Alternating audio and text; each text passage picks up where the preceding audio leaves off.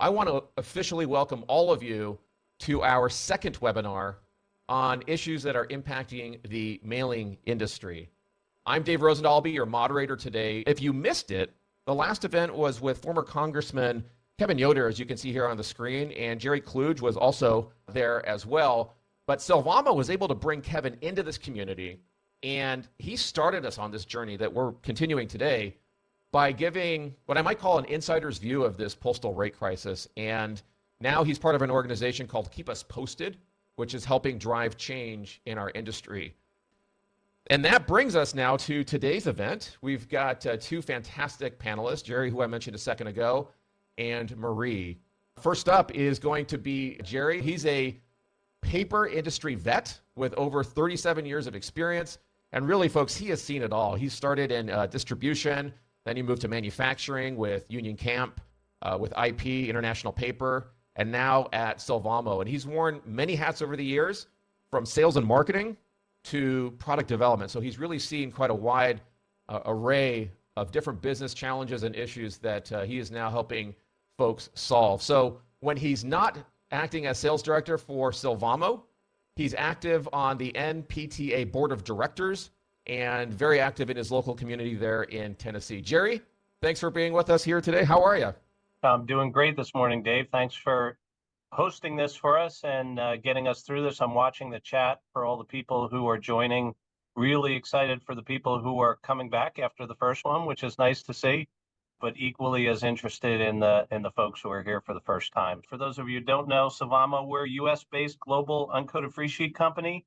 We've got a broad portfolio of top-tier brands and really large-scale paper manufacturing in Europe, Latin America, and North America. We're headquartered here in rainy Memphis, Tennessee today. Got about 6,500 employees globally. In the US, we've got 1,800 employees around our manufacturing facilities. And within North America, we're the second largest uncoated freesheet supplier. I think the piece to walk away with more than anything else is at Sylvamo, we only make uncoated freesheet paper. Okay, so that's the game we're in every single day, whether it's North America, Europe, South America, Latin America. We have to win in this space, and we're committed to this space. So we predominantly make envelope papers, forms papers, printing papers, and copy paper. Got a lot of strong brands, very iconic brands, Accent, Opaque, Hammermill, Williamsburg, also the exclusive supplier for HP papers on a global basis.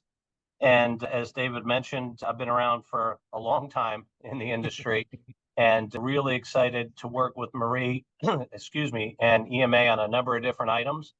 And we have a lot of good momentum going collectively as an industry. We have a lot of challenges, which we'll talk about today, but we have a lot of momentum going in the right direction. So excited to be here with everyone this morning. Fantastic. Next, let me introduce to all of you Marie Clarke, who you can see here on the screen. She's been shaking up things as the president of EMA, so that's the Envelope Manufacturers Association, since 2023. And she's all about promoting the value of paper-based communication, especially envelopes and printed products. What's interesting about Marie is she's not just focused on the US, she's also leading the charge globally through the EMA Foundation and the Global Envelope Alliance. But before she started pushing the envelope, which are her words, not mine, I got plenty of dad jokes, but that's straight from her. She advocated for everything from mattresses, which is interesting, to paint. And she's got a law degree with a focus on environmental law, which of course comes in handy in our industry. And when she's not championing our cause, driving forward change for this industry, you'll find her running around Chevy Chase, Maryland with her family and their Scottish Terrier. But Marie, I had no idea until I met you that Chevy Chase was a real place. So first of all, I want to thank you for being here. But second, I got to ask, which came first, the actor or the location? The location. And I had to look it up because I didn't know he was nicknamed Chevy, but it's not a stage name. So it's his nickname, Chevy Chase. So he's authentic in that. And yeah, the location came before it was even America. When it was still controlled by the Brits. It was called Chevy Chase. I think it was a song or some sort of ballad from back then. And now there's a part in Maryland and a part in DC. So I lived in DC for 12 years. And then in this area, you pick a side. You have to go to Maryland or Virginia. So we picked Maryland. Well, I just learned something there. I had no idea. I wonder if anybody in the audience knew that, but thank you, Marie, for being here. We appreciate you, and we're very excited to jump in. Again, I want to thank Sylvamo as the sponsor for the event today, because without you, Sylvamo, these gatherings wouldn't be possible. They're really stepping up, folks, to address the crucial issues that are affecting all of us in the mailing industry. So Sylvamo, to you and to the team that's helped us put together the webinar today, thank you for doing the work to get us here today. Now, let me dive into the core of the matter here. Why are we here today? We believe that as an industry, we're facing unprecedented postal rate hikes that are impacting our entire industry. We're about 3.5 years into a 10-year plan called Delivering for America, which I think, if we're honest here, folks, many of you would say is not delivering for America. Things aren't good, but it's also not all gloom and doom. I want to make sure that you hear me say that I do believe that working together, we can affect change. And so you're going to hear about some of that, new strategies, ideas, actions, and a few silver linings in this situation that I believe is going to be helpful to all of you. We've had, as I said at the beginning, an incredible response to this webinar. So clearly there is a lot of interest. Close to 400 of you have registered for today. And as you registered, you may remember that you gave me your top questions. You gave us your top question for the panel. So we're going to jump into those questions, use those to guide our time together. Jerry, I'm going to bring you up first. Is everyone ready to get started? Give me a yes there in the chat. And Jerry, as I see those yeses coming in, Chris is excited, Cheryl's excited, Raymond, heck yes. Yes is Michael, Maria's, Tammy, they're just going by too quickly now. Everyone's excited to get started. So Jerry, I want to ask you, what makes Sylvamo's paper and what you do unique in the industry? And tell us a little bit more about your role as sales director and how it fits into what Sylvamo is trying to do. Yeah, so across the business, we've got a platform in North America that touches a lot of different bases, right? We've got a very strong envelope position. We've got a forms position. So think billing and statements. We've got a large commercial printing or printing papers business, as well as a very large imaging or cut size business. So that spans a wide variety of products that go across the ecosystem in North America.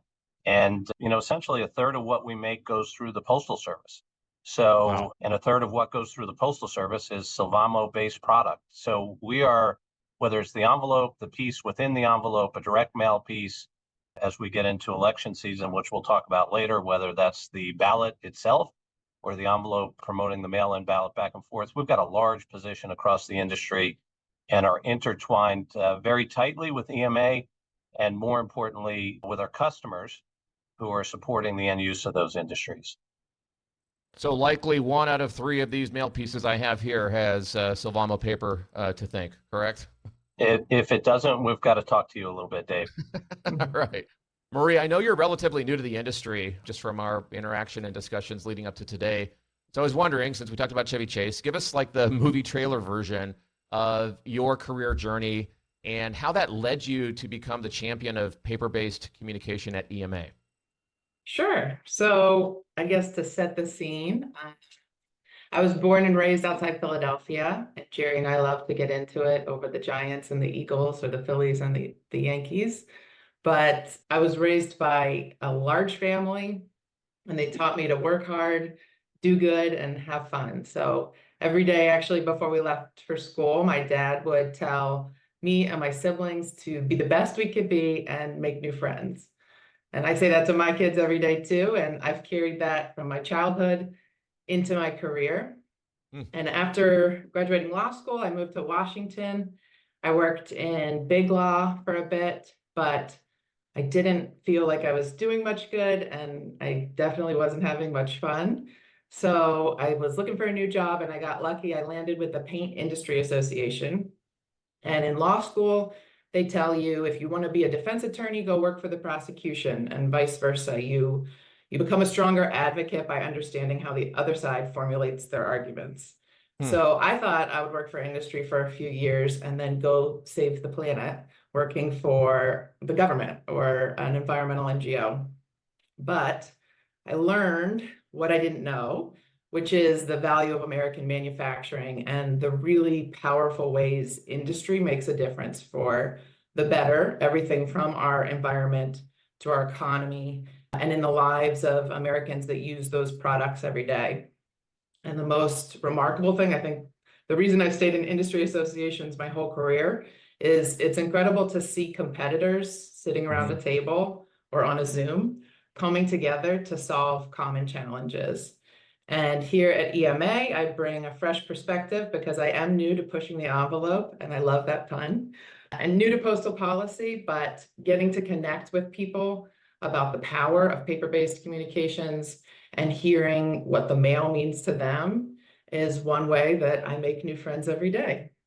And I don't know if that's a movie anyone wants to watch, but I was on a plane this week and someone asked if I was traveling for work or for fun. And I paused and I honestly answered both because it was a work trip, but I love what I do and the people I get to do it with.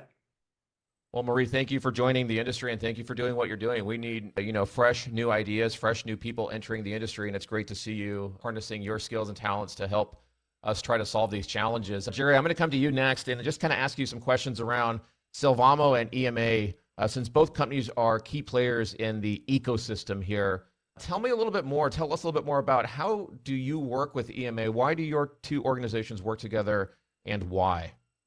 Yeah, let me continue to paint the picture a little bit and then we'll get into that, Dave. So as we talked about, the vast preponderance of what we make goes through the postal system.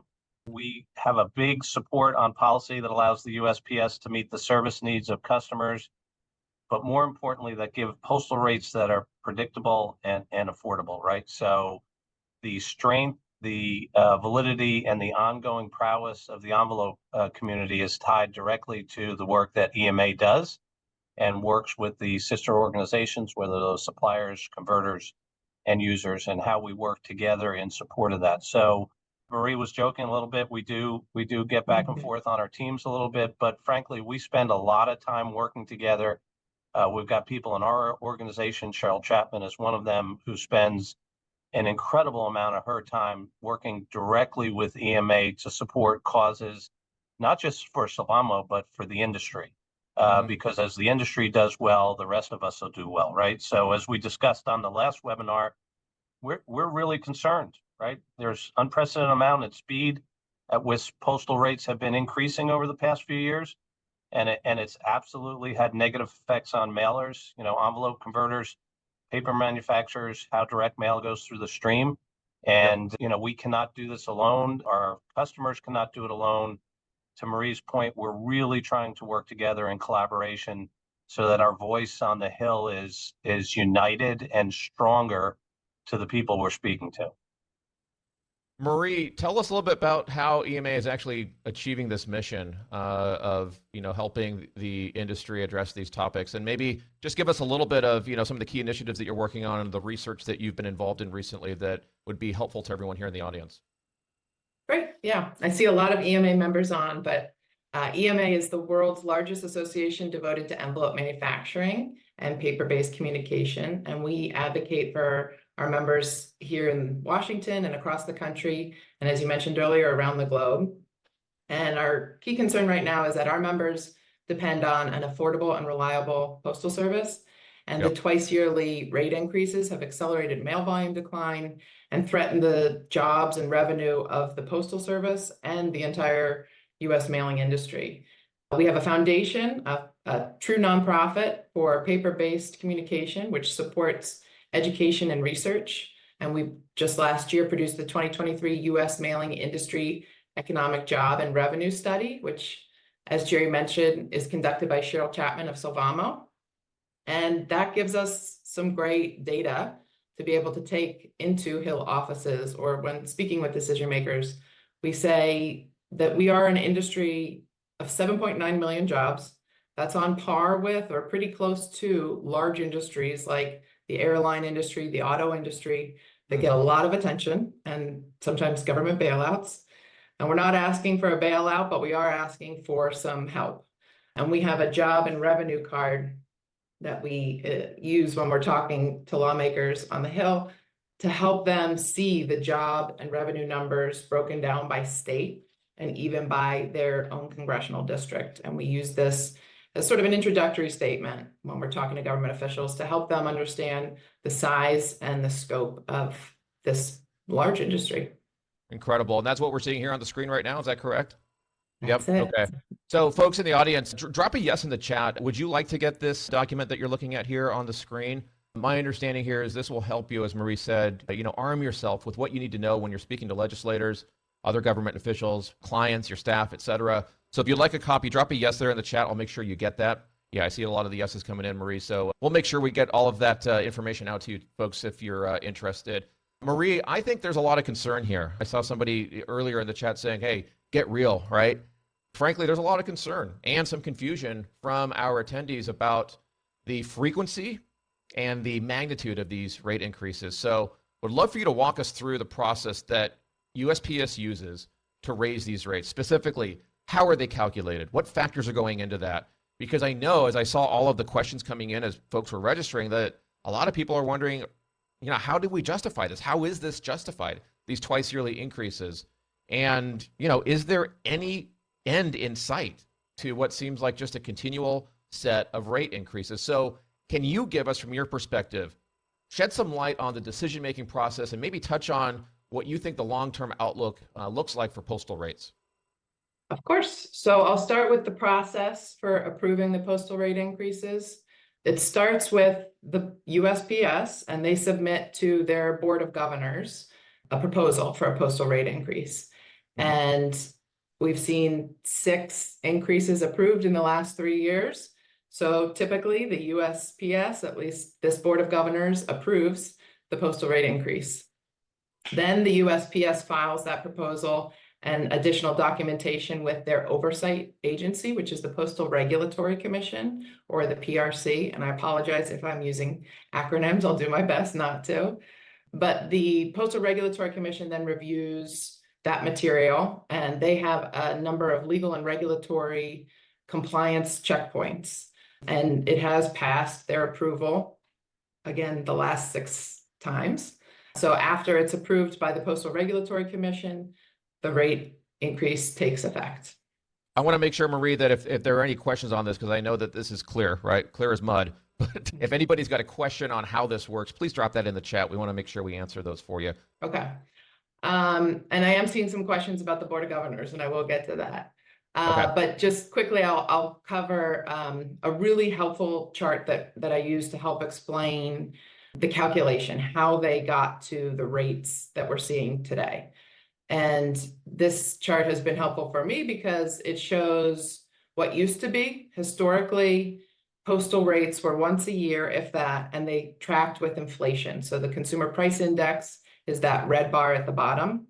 The dark blue bar is what's called the density adder, and that's calculated based on the decline in mail volume. So this allows the Postal Service to raise rates to account for the loss of revenue with declining volume.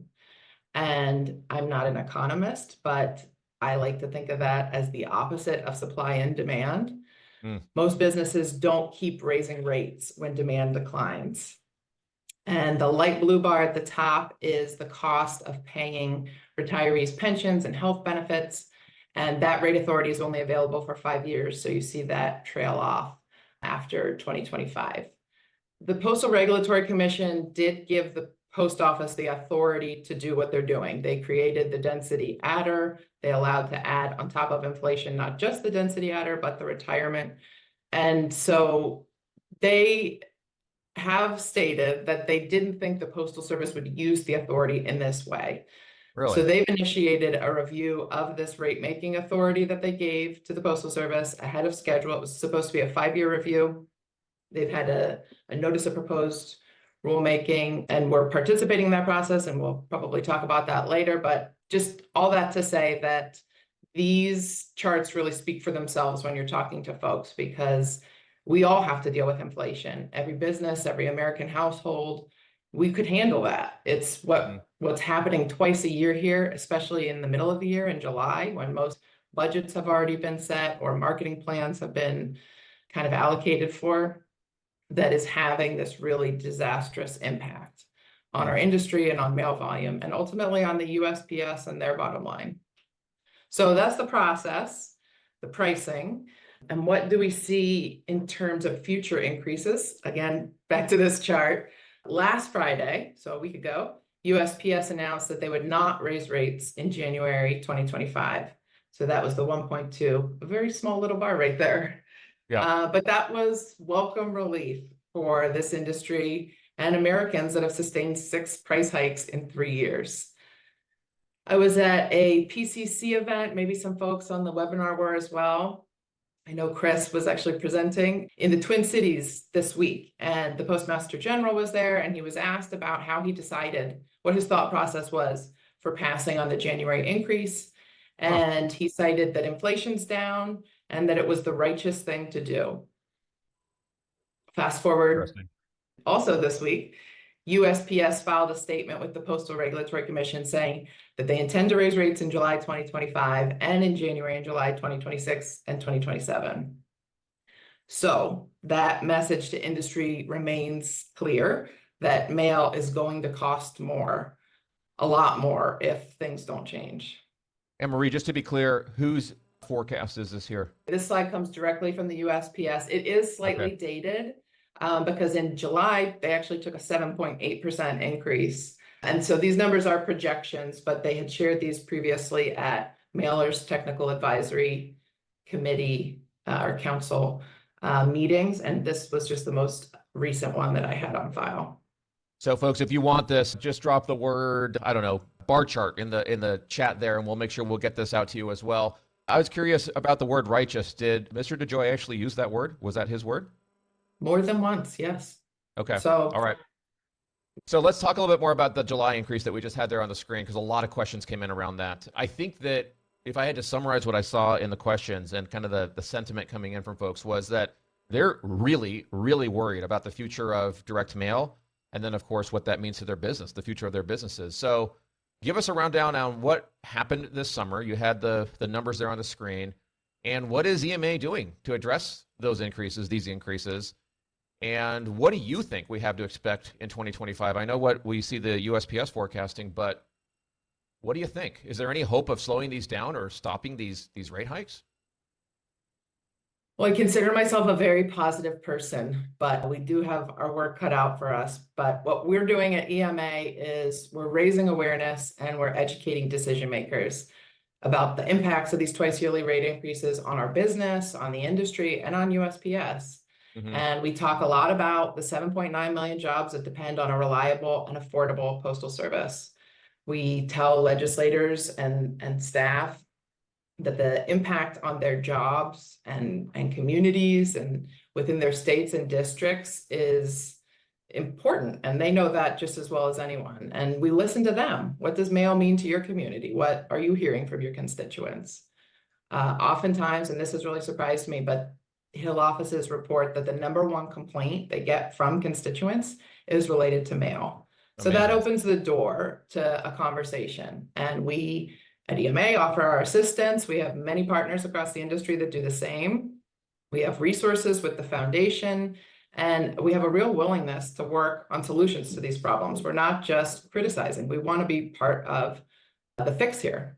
And as a result, we're seeing and hearing from legislative offices that they're asking questions. They're expressing concerns to USPS, to the Board of Governors, and to the White House. So this sphere of influence around USPS is more aware, I would say, than they maybe were in the last 2 years, that there's a great concern here, not just on the rate side, on service, and some of the other Delivering for America plan elements. But just to give you some examples, I guess earlier in the year, we saw a letter from 80 House Democrats to President Biden urging him to fill the vacancies on the Board of Governors. And since that time, he's put forward 4 nominees. And I think this was a question in the chat, excuse me. So there's 2 Republicans and 2 Democrats that have been nominated for those open seats. And we can talk a bit about, I guess, what that could mean for a new Board of Governors or a slightly changed Board of Governors. But we're seeing committees and subcommittees with jurisdiction over the Postal Service, so on Capitol Hill, calling the Postmaster General and others to the Hill to answer questions in hearings and sometimes in closed-door meetings. And just yesterday, I mean, I keep saying there's a lot happening, but it was just yesterday, the Postmaster General was before a subcommittee on the Appropriations Committee in the House to answer questions on election preparedness. But he got a lot of questions on his strategy and the results of his Delivering for America plan and his intentions going forward. So I definitely see legislators more engaged, more aware. They're even submitting comments. I mentioned earlier the Postal Regulatory Commission's rate-making review process. It's not typical that legislators involve themselves in the regulatory process, but we saw a letter from 4 House Democrats doing just that earlier, I think this summer. And we're seeing legislation introduced. So that's really what Congress is supposed to do, pass laws. And they're trying to solve some of these issues. And just in the last few months over the summer, we've seen the Stop and Study Act from Senator Peters, which seeks to require the USPS to stop and study the Delivering for America plan network changes specifically, and to submit a proposal to the Postal Regulatory Commission before continuing to move ahead. I think it was maybe 2 or 3 weeks ago, Senator Ossoff of Georgia introduced the Postmaster General Reform Act of 2024, which would require that the postmaster be appointed by the president, confirmed by the Senate, and would limit terms to 2 5-year terms. And that would be a change. It's an independent agency. So there's questions around what that would mean for their independence if they're appointed by the president and with Senate confirmation. But that's typical of most cabinet appointments and other really high-level government jobs. Then just Wednesday, Representative LaTurner from Kansas, right before actually the House, they left Washington on recess, he introduced the USPS Serves Us Act, which enhances the regulatory oversight so that the Postal Regulatory Commission, the oversight agency, can hold USPS accountable for things like service failures and excessive rate hikes. So that's a lot of legislation. It's a Friday. But all that to say that EMA is working with our partners in the U.S. mailing industry to, like Jerry said, try to speak in a unified voice, make our voices heard at USPS, on Capitol Hill, before the Postal Regulatory Commission, at the Board of Governors, and we're trying to engage Americans to make sure that they get involved. This is all of our USPS. Maria, I saw an interesting question here in the chat, wondering if you at EMA are reaching out to the national press. The only coverage I see is about slow delivery, not about price hikes. For example, the Washington Post. What are your thoughts on that? We are. The Postmaster General actually criticized the Washington Post yesterday. He did, yeah. On the Hill, but we are, and it's getting national attention. It's been in the New York Times, it's been in the Washington Post. It's hard to get national attention on anything, as you can imagine. I mean, we're coming up against an election, there are wars, there are, a border crisis. There's just all sorts of crises, unfortunately, that get national attention. But the fact that Postal has been in those publications means that this is getting traction, this is getting attention. And like I said, it's really connecting the service issues to some of the concerns we have as well, because Americans are feeling the mail service first and foremost. They're expressing their concerns on the Hill, and we're trying to help the Hill with good data and information to show that we have a problem too, and that it's not going to be a simple fix, but we want to be part of the solution. Jerry, I'm coming over to you. Based on what I saw as folks entered the room in terms of their questions that they had, they're asking what can they do to help fight back against these rate increases. So Sylvamo is a major player in the industry, and I'm curious, what are you doing to address this issue with policymakers? And then kind of following that, what could a small business or the individuals here in our audience do to contribute to those efforts? Yeah, and I can see the sense of frustration in the questions in the chat. And so, believe me, we feel the same way, right? As I've talked about before, we are, as Sylvamo, we only make uncoated free sheet paper, and we play in this stream in a significant way, right? So we have the same frustration. What we're trying to do with Marie and others is turn that frustration into action and the ways we can help. So we work really hard to raise the issue with policymakers, right? We've got government affairs officials in DC that are lobbying literally on a weekly basis, not only on postal rates, which is, exactly what we're talking about today, but the extended producer responsibility and the EUDR, 2 items which are coming at us fast and furious. We've got a number of executives based here in Memphis who work regularly on the issue. We talked about Cheryl Chapman before, who spends the predominance of her time working on this.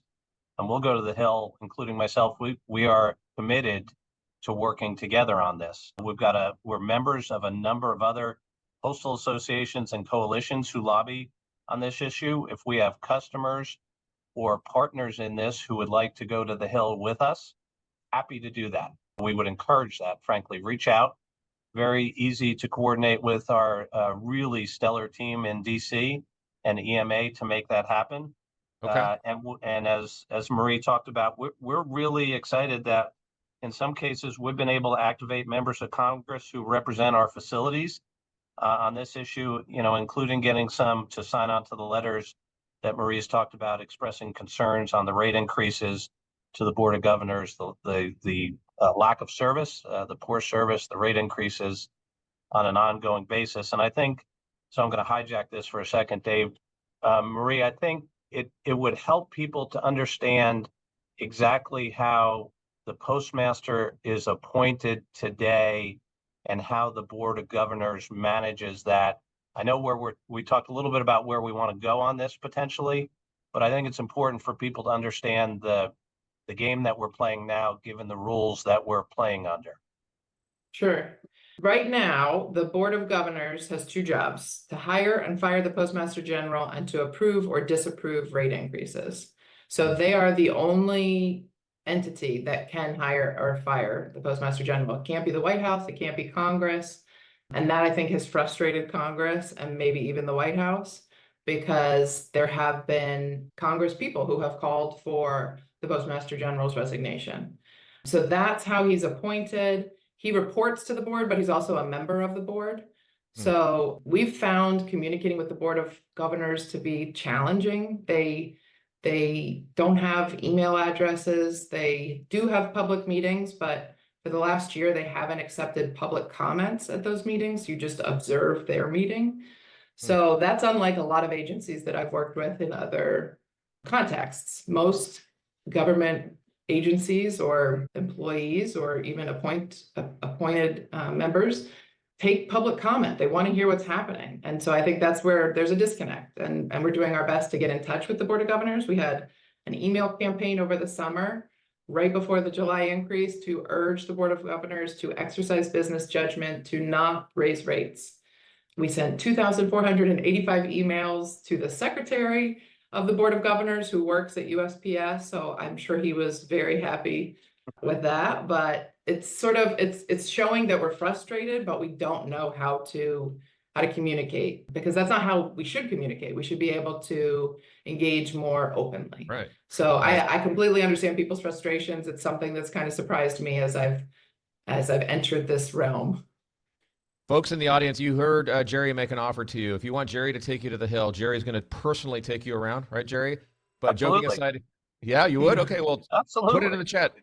Jerry, take me to the Hill if you would like to find out more about that, and we will make sure to follow up with you after the event. So, Marie, I'm going to come to you here on one of the questions I saw from the attendees. As I mentioned earlier, we received hundreds, and really they want to know what are the specific actions that they can take, that the folks here in the room can take to support your efforts, as well as hold USPS accountable. What can they do?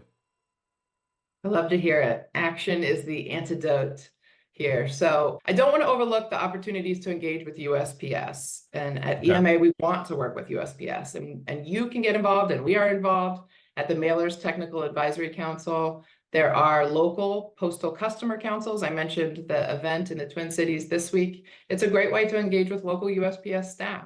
And there's the events like the National Postal Forum, which I'm sure a lot of folks on this webinar attend or have attended. Yep. So we want to continue to work with USPS.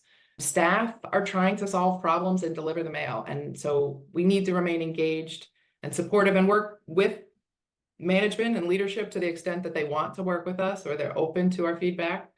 But because they haven't been very open to that feedback, you can engage your elected officials. They work for you, and they want USPS to work for everyone. So you can visit congress.gov, plug in your zip code, and find contact information. You can send a letter to your member of Congress. You can call them. You can invite them to visit a facility.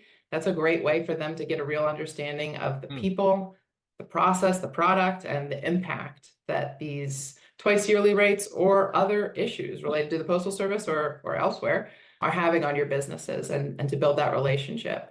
On the Senate side, You could urge them to support the nominated governors. The senators have to hear, the committee has to hear those governors, and then the Senate has to confirm them. And then on the House side, you could encourage your representatives to co-sponsor, like the USPS Works for Us Act, that's HR 9839, to ensure that there's stronger checks and balances on USPS, especially for things like the approval of these rate hikes. And there will be a Keep Us Posted campaign to support that legislation coming out next week. So stay tuned for more on that. Okay. And then lastly, I'm a huge advocate for industry associations because we amplify your voice. Get involved in your industry associations. Join a group like EMA, make use of the advocacy resources, and then be an advocate for your business, your industry, and for our U.S. Postal Service. You can tell them how the unprecedented rate hikes are affecting your business, how the service failures are hurting your community. Yep. You don't have to be a postal policy expert. You're the expert on how this issue affects you. And that's really what decision makers in DC need to hear. I think I mentioned this earlier, but we attend and submit comments and offer reports on things to our members, like at the MTAC meetings, the Mailer Technical Advisory Council, the Postal Regulatory Commission proceedings. We share information with the USPS Office of the Inspector General, who does a great job auditing and offering recommendations to USPS about how they can improve. And I mentioned the email campaign to the Board of Governors. So that's what we as an industry association are trying to do to amplify our voice among that sphere of influencers and stakeholders. And then lastly, like Jerry said, we also organize Hill meetings and events, which are a great way to get your elected officials to understand the issue and to keep their staff current. And with the upcoming election, there will be new legislators, new staff, new leadership, and members on committees. So we have a lot of education and outreach to do. But I guess, one key thing we're trying to focus on between now and the election, October is Manufacturing Month. So getting legislators and their staff to visit our facilities is a great way for them to see what we do and for us to form a more lasting relationship so that we can. Right now, we're asking for help, but hopefully in the future they think of us when there's an opportunity and not just a challenge that we're facing. Yep. Well, you mentioned the National Postal Forum. We have the chairman of NPF here in the audience, Chris Lean. So if anybody's got any questions for him, he's a great advocate for our industry. So Marie, I'm going to go to the USPS promotions and incentives. This was probably like the second biggest bucket of questions that came in. And I would say that, first of all, the general sense that I got was that many folks here are just frankly unsure of how to take advantage of these opportunities. What are they? How do we do them? So could you just give us at a high level an overview of the current promotions and then maybe touch on how folks here can start to participate in these programs to maybe offset some of the rate increases that we're seeing? Definitely. I think there are a lot of questions around the promotions because there are some changes from what's been available in 2024 and the past. 2025 does look a little different. But now's a really good time, especially with the pause on the rate increase in January, to talk about with customers saving even more money. So there's 5 promotions, and you can see the type's a bit small, but tactile, sensory, and interactive changed a bit, integrative technology promotion, reply mail, continuous contact, and first class mail advertising promotion. And they have the calendar here. So when you start to register for that promotion, when that promotion period starts, and then the available discount that you can take. And new in 2025, and with some questions, is this add-on promotion, which I do give USPS credit for the creativity and that they're thinking about how can we help mailers mail more. So in addition to those 5 promotion categories, this add-on promotion applies for sustainability and informed delivery. And it's an added 1% that you can tack on, and it can be stacked on 4 of those 5 promotions throughout 2025. So it runs the whole calendar year. The USPS has recorded a webinar. They had one in August, and they're going to have another one in November. Those slides and recordings are available on Postal Pro, along with the guidebooks. And they do a tremendous job with these guidebooks But I do hear from folks that this does sound complicated, or it is hard to communicate to customers because it's sort of like they marked up the price of the product, then they mail you a coupon, but then you have to jump through hoops to take advantage of the coupon. It would be great if they just didn't mark up the price of the product. But that said, I think we as an industry need to demonstrate that we are eager to take advantage of these promotions so that they don't go away, and that we reward their creativity, and that we use what we have here, which is a real opportunity to, again, tell a great story. The sustainability promotion and that added 1% is going to help communicate to mail users, to Americans, that this is a very sustainable product.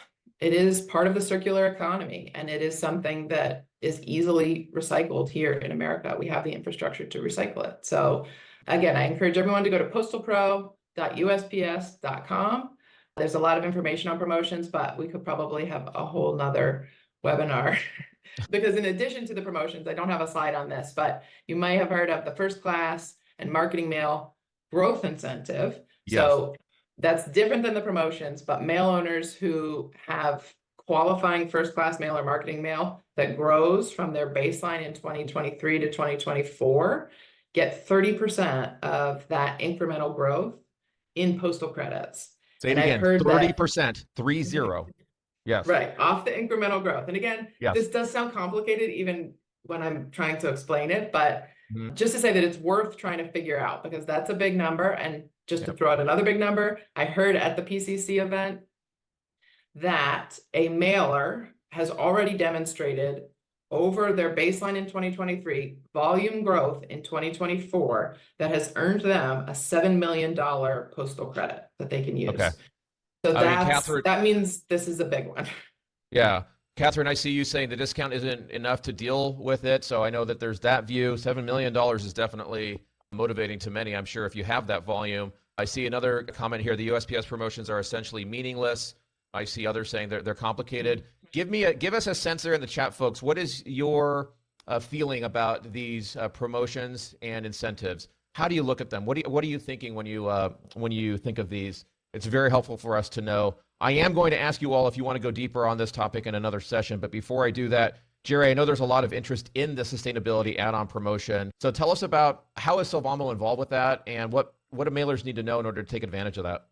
Yeah, before I go back to that, Dave, though, I think we've talked a lot about industry voice, industry coalition, education here. So I'll just kind of level set again. We're really excited as Sylvamo to host these webinars, but this isn't really a Sylvamo commercial, right? We're going to win as an industry together.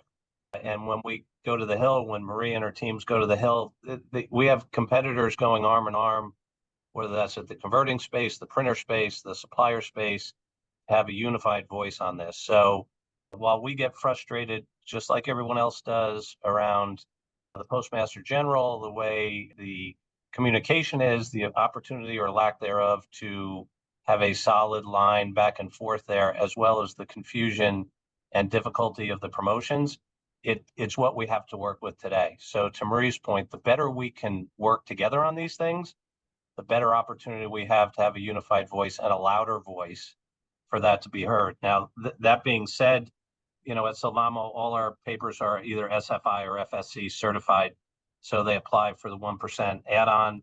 Marie talked about the need for a tag on to one of the other promotions other than the reply mail promotion. And frankly, we continue to work together to understand more about the sustainability portion of this add-on. This is an ongoing education that we try and provide to our customers in the chain on what works and what doesn't work. And the next USPS hosted webinar is on the 14th. And that's going to give even more detail. That's November 14th, more detail on the 25 promotions. And we'll include that additional information in our next webinar. But I would say this, whether you're a current customer of ours or not, use us as a resource for information.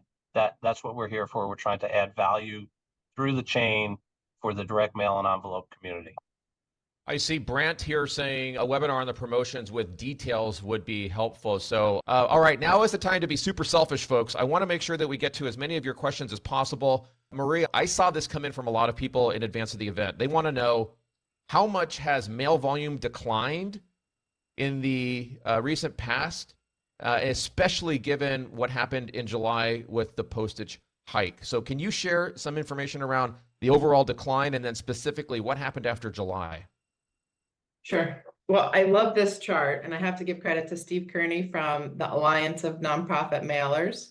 He pulled this together from USPS sources, their cost and revenue analysis, and then their 2024 integrated financial plan.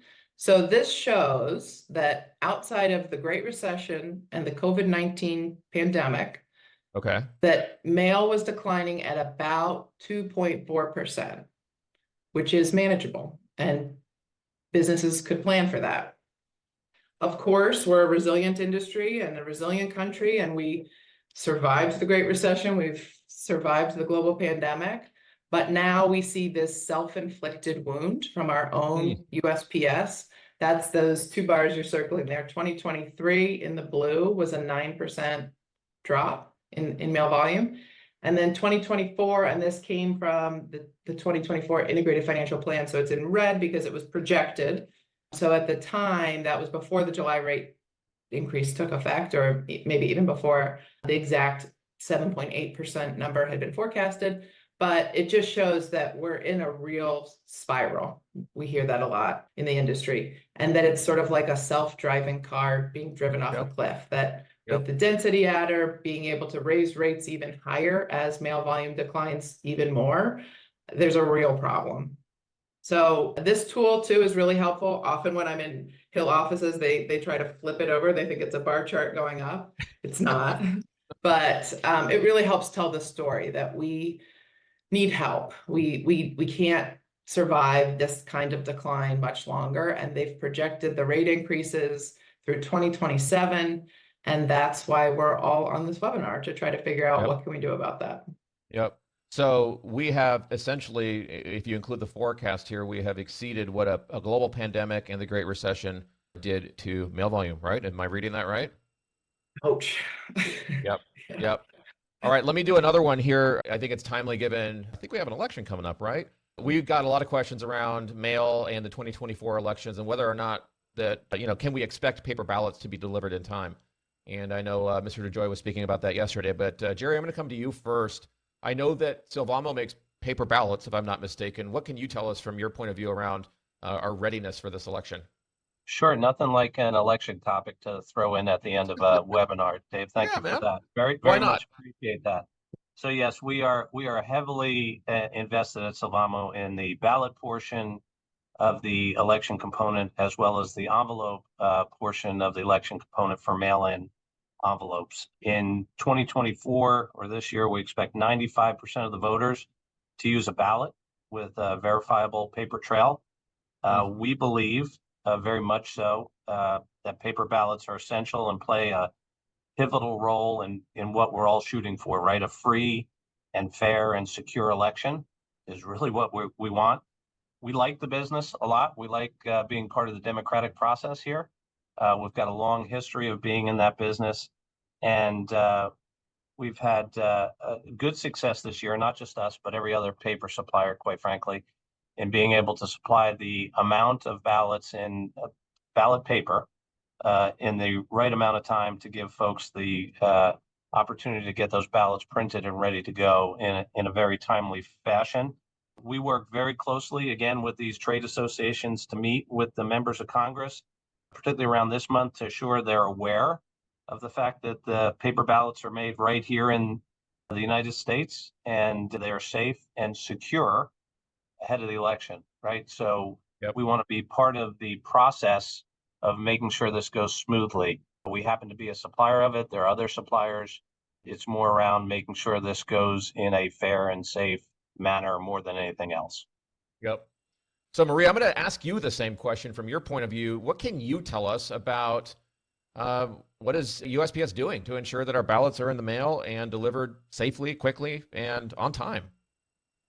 Well, Kathy Siviter just put in the chat, the Postmaster General was on the Hill yesterday for a hearing on this very topic, and she put the USPS testimony and the stream, the recording of that hearing. And it was really interesting because it wasn't just limited to election preparedness. Like I said, he was defending his leadership Yeah. and the Deliver for America plan, but he did seek to reassure the subcommittee that the USPS exercises extraordinary measures to deliver the nation's election mail securely and on time, and that there had been no changes in any policies with regard to the election mail for the 2020 election and what they were going to do in 2024. And that Representative Pocan, for example, said he was heartened to hear, because the Postal Service in the past is historically very good at delivering election ballots. So any concern, I think, had to do with, for Representative Pocan and others, the network changes that have taken place and some of the service issues that they've experienced in their jurisdictions. The Postmaster General did ask for help spreading the message that ballots should be mailed at least 7 days before they're due back to the election officials under the laws of the state where you're voting. So we understand there's concerns about service related to the election, but I'll just say that you should follow the advice of your local board of elections and you should get out and vote. Amen. Absolutely. If anyone wants a link to that, Marie, did you say that the video is there in the chat? Someone threw it in the chat? Yeah, Kathy Okay. put it in. Okay, Thanks, we'll Kathy. grab that in the follow-up materials as well. If you're a male geek like me or Marie, you'll find it fascinating. I watched it last night and might watch it again, in fact. All right, I'm going to rapid fire a few questions to you, Marie and Jerry. Wave your hand at me if you can take the question. First one is, does President Biden have an opportunity to appoint new Postal Board of Governors? He has. So there are 4 open seats and he's nominated 4 governors. The Senate the Homeland Security and Government Affairs Committee has to hear those governors. They have to bring them in for a hearing. And then the full Senate has to confirm those governors. The same process just happened for 2 postal regulatory commissioners, and they have since been heard and confirmed. Now, it's unlikely that anything will happen before the election because they're on recess and they will be campaigning up until the election. And then we enter what's called the lame duck. So there will be a new administration that takes control of the White House in January. And so this administration, we've seen in lame ducks, sometimes they take full advantage. They try to get anything they can get done. And some just sort of sit on their hands. So it's possible that the change, if there is a change in control of the Senate or the House, could influence if these Board of Governors are taken up. But I am hopeful that during the lame duck, that's sometimes all Congress does is confirmation hearings and things like judicial appointments. So we're going to be making a huge push to make sure that those seats get filled, because we want a engaged and an active Board of Governors. We don't want them just sitting back and accepting business as usual. Yep. I'm going to try to rapid fire through as many of these as I can. Are you reaching out to the national press? I think we touched on that one, Marie. Yep, we're doing our best. Okay, yeah. Why has President Biden been seemingly slow in making Board of Governor nominations? Can we get the 4 now in place before the November 8th timeframe, or is that unlikely? Unlikely before November 8th. And I think getting the 4 nominations in this year, I mean, this year has been wild from a DC insider perspective. So I see that the White House has taken this issue on as a real positive. It was not as active in the past on Postal, and they really didn't want another crisis. They're dealing with all sorts of things, and then Issues. Yeah, and even he was running for president for a while there. So the fact that we've got the 4 nominees means we've gotten this administration's attention, and that is really hard in this news cycle. So I think we're making progress. Question here from my friend Ruben. Ruben, it's good to see you here. Marie, if they appoint the PMG, does that mean that they can borrow more money interest-free from the USPS savings account for retirement funding?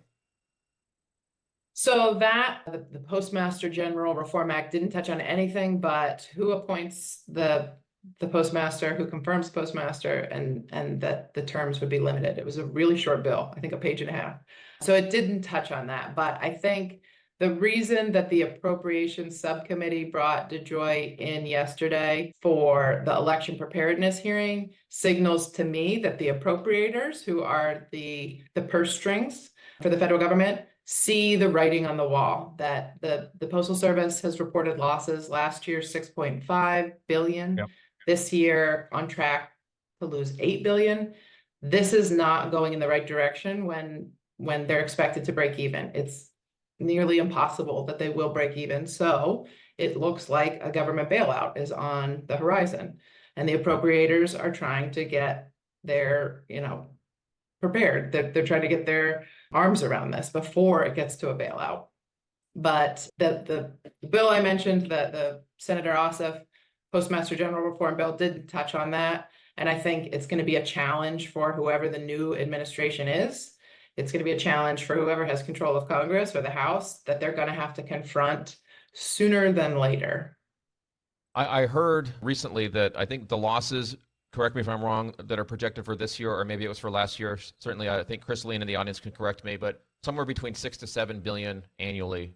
So if the USPS can't cover that through revenue, Marie, is that roughly the amount, you're understanding the amount that would need to be subsidized or that Congress would need to appropriate each year to subsidize USPS?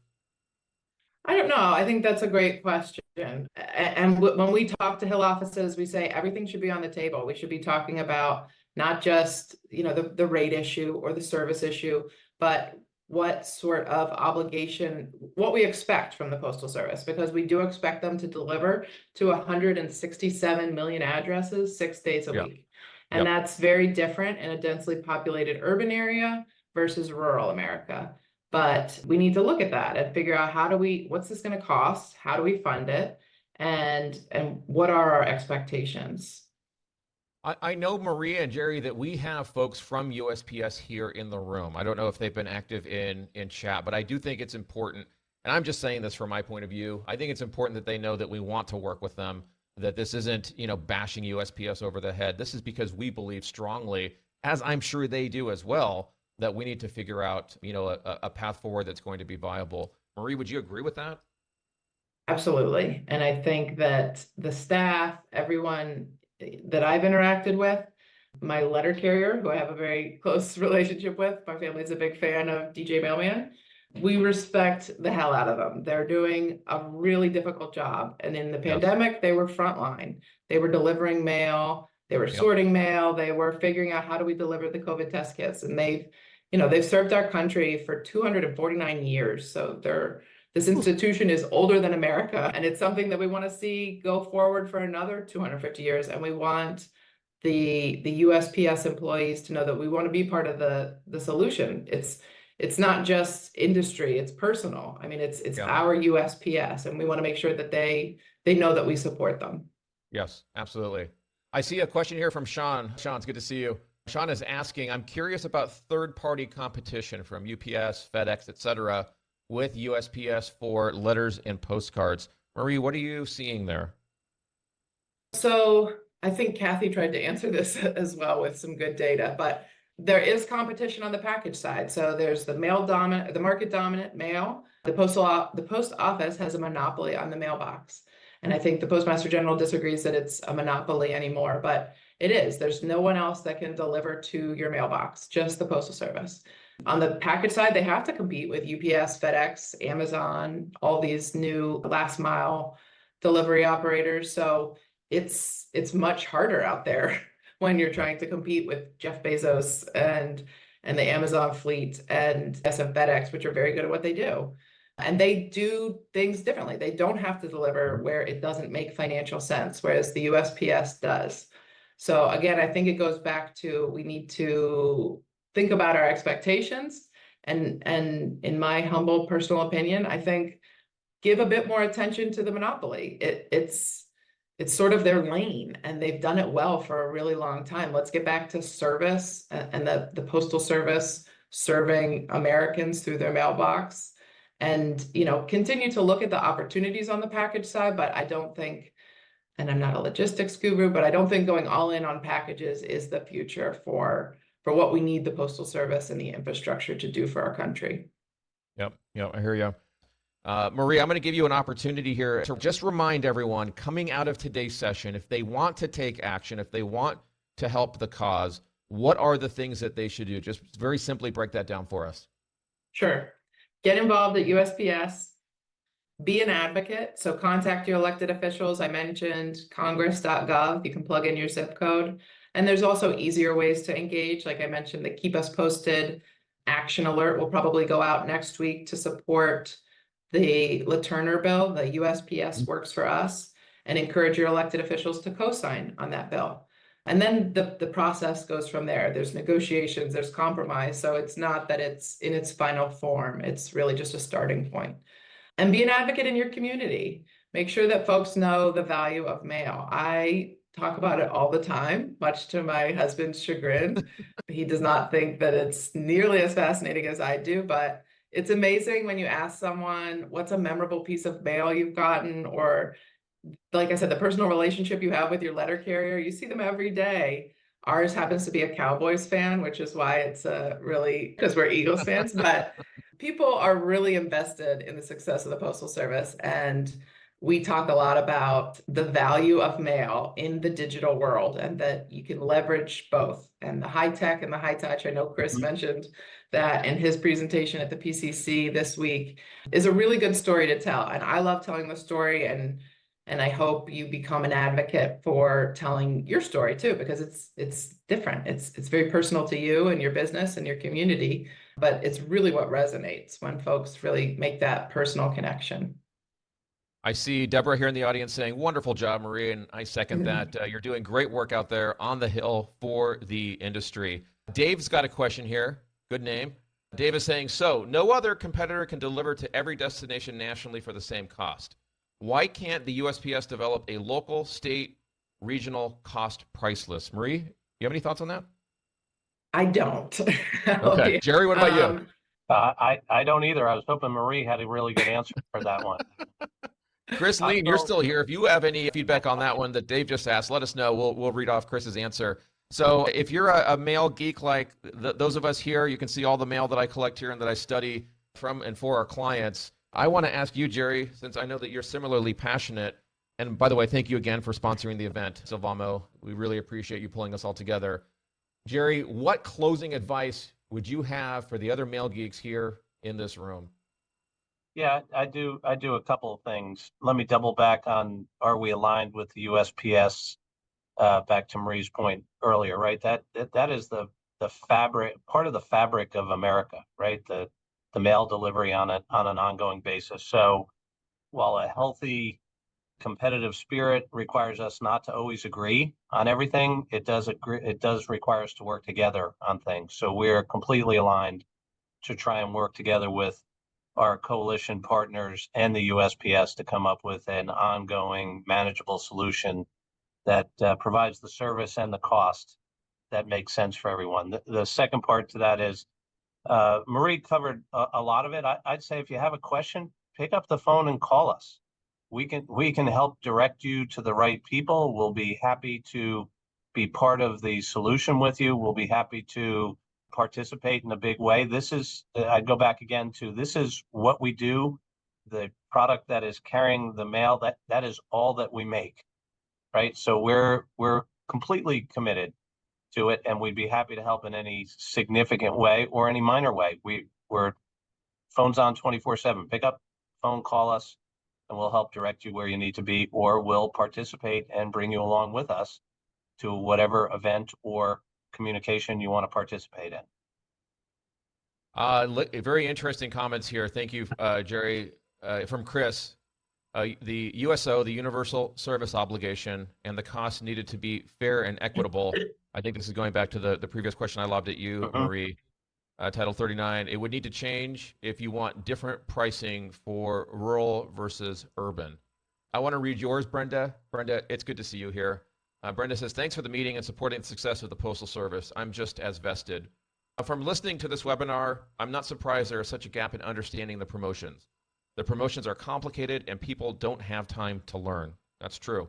I spend a lot of time onboarding customers to use the promotions, and you may want to think about a solution to help out customers on board. I have ideas, but this is for another call. Brenda, please reach out to me, and if you know Chris Lean as well here, we'd love to talk to you more about that. Marie, remind me, last night when I watched Mr. DeJoy, I believe someone asked him, what would a first-class stamp need to raise to in order to cover costs? Do you recall that question? I do, and I don't recall his answer, so I'll have to go back and watch it.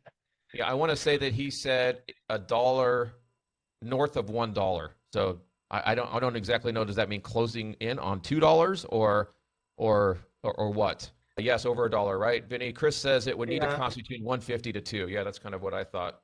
Let's see. Catherine says, I came here to see if there were any tips for talking to customers about the rate increases. I guess the best bet is just to ask that they advocate politically as well. Well, that's good. Let's spend a moment on that, Catherine. Let's talk about that a little bit. So, Marie, from your perspective, if you were in the shoes of Catherine, I assume you're a mail service provider. What would you say to customers pushing back or saying, hey, this is just getting out of hand. We're going to have to move our marketing budget over to digital because this is just getting to be too much. Marie, what would you say? I think everyone's looking for immediate relief because these increases have been killer. And we're seeing that from customers. They have other options and they might not get as high an ROI on some of the digital options, but they go try them anyway. And there's a lower barrier to entry, or at least a lower cost to try those things than to come back to mail. So we see the January pause as a real opportunity to engage your customers and say, we're getting some relief, we're working on this. And at the same time, let's leverage some promotions and let's talk about the ROI. Let's talk about why mail makes such an impact at the mailbox and in the home. So I think it's all part of the conversation. And we've seen our members that have come to the Hill or that are talking about what we're talking about at MTAC, just to say, look, there's a lot going on, the PRC, MTAC, the Board of Governors, but we've got folks on the ground having those conversations, representing our interests. So we want you to know that we're looking out for you too, as our customer, because we want this to work for everybody. And so I think just, you read the room, you see what you think you can get them on.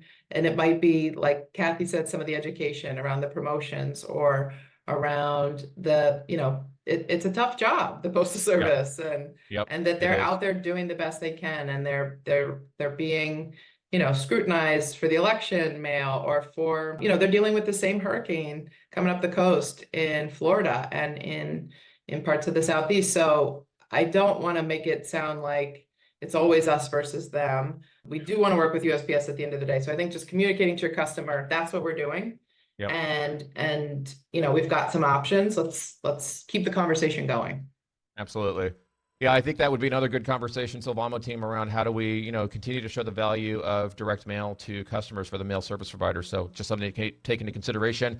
I want to thank everybody who's still here for sticking around. This is a very important conversation for you to be participating in. And as you've heard from the group today, there's a lot that we can be doing.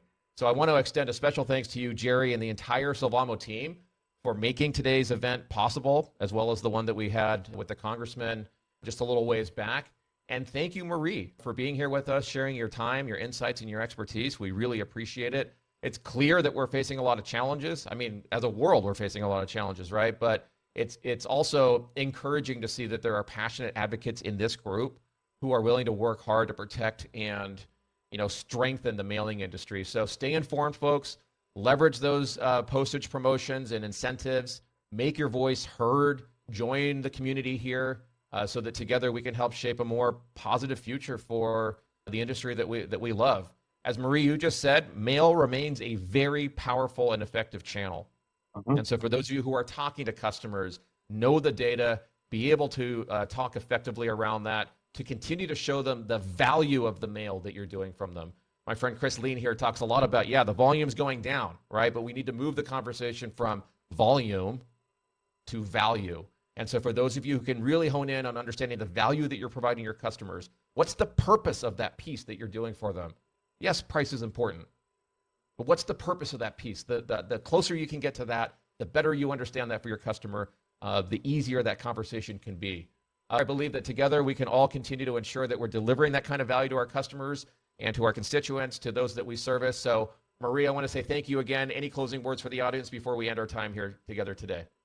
No, as you can see, I could talk about this all day. So these are my people that they hung on till almost 25 minutes after the webinar. So thank you for your interest, your engagement, and I think we're really moving some hearts and minds. We're moving in the right direction. So let's keep it up. So please, folks, connect with Marie, connect with Jerry, connect with me, whoever here that you have something you want to follow up on or talk about. Stay tuned for the follow-up resources that we promised all of you, all of the information that Marie has compiled and Cheryl and the team at Sylvamo have compiled, all of the things that we talked about today. You will get in a follow-up email from us. And with that, I want to thank everybody for being here. Thank you for sticking around. From me and the team at Sylvamo and for Marie, thank you all for spending your time with us today. Have a great rest of your day, everyone.